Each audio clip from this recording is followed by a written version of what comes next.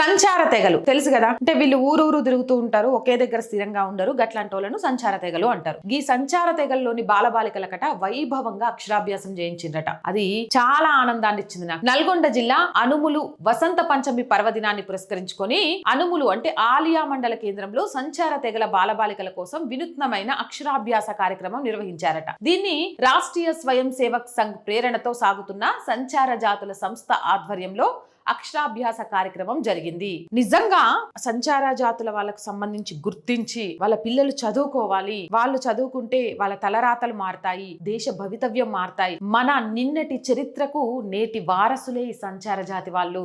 ఆలియా మండల కేంద్రంలోని స్వయంభు శ్రీ వెంకటేశ్వర దేవాలయంలో అర్చకుల వేద మంత్రోచ్చరణల మధ్య జరిగిన ఈ కార్యక్రమంలో ఎంపీడీఓ సుజాత గారు ముఖ్య అతిథిగా పాల్గొన్నారు.